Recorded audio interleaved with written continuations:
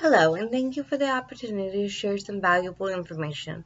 My name is Melinda Hughes, and I recently had the opportunity to interview a woman named Claire Mulford.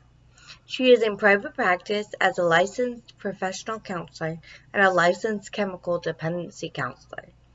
Through the interview, she shared with me her duties, responsibilities, and some personal information that related to her career.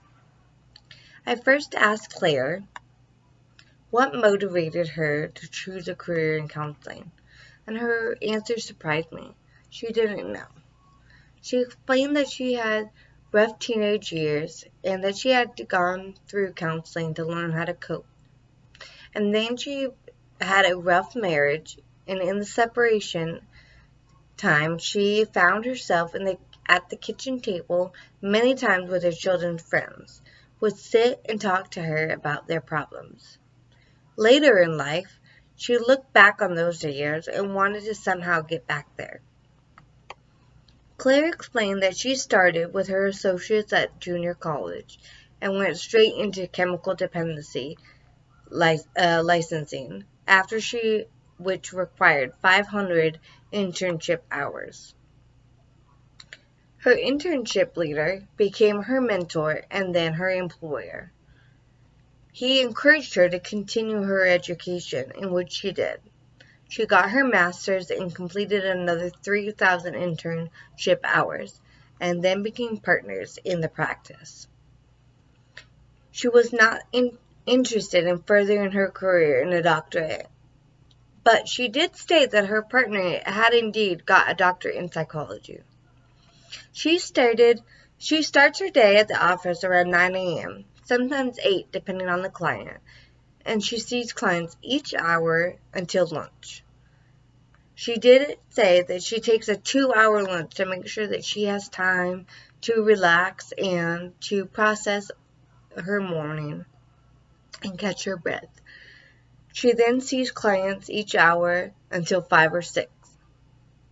I asked about the amount of paperwork involved in so many cases, and she replied that she tries to take little notes as possible unless something is mandated. She stated, "What is written down could become public knowledge one day."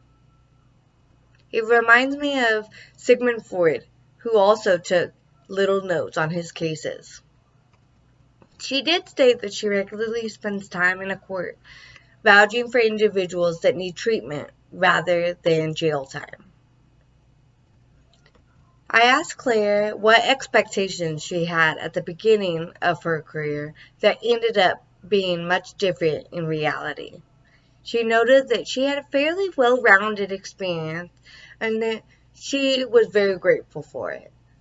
At one point in her career, she did look into not being in private practice and noted that she was surprised at the salaries offered to her, even though she had many years' experience.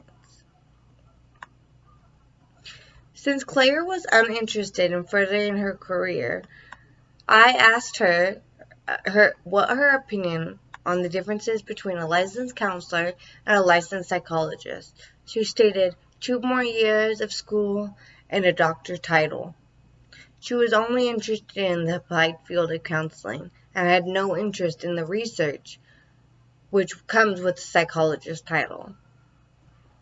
I turned the conversation to a little more personal in asking what the most rewarding thing about her career and what was the most challenging.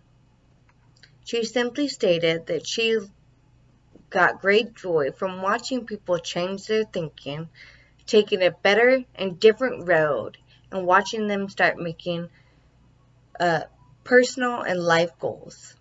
Claire also said that it was challenging when a client was continuously negative and unresponsive to counseling, and knowing that she could not win them all over. I asked her what advice she could give me going into the field of addiction with psychology, and she plainly said, "Have a heart for it. It's a hard field and you cannot talk to anyone else about it." This is something that I have prayed about, and I believe that through training, God will equip and strengthen me because He Himself has set me on this path. I was curious to know what she wished she had known that she had not learned, that she had to learn the hard way. And her response was that she wished that she really had known the lifestyle changes that she would have to overcome with being in private practice and the fluctuation that happens from year to year. Claire Mulford was so gracious to give me the name of another woman in the field to further my knowledge in chemical dependency as it relates to psychology. Through all of this, I have built a big heart for the men and women that do what Claire does, and realize that though I do indeed want to help individuals with types of counseling, that I would deeply miss the research side of by not becoming a psychologist. I want to do so much more for individuals than just talk to them when they have chemical dependency. Thank you and have a good day.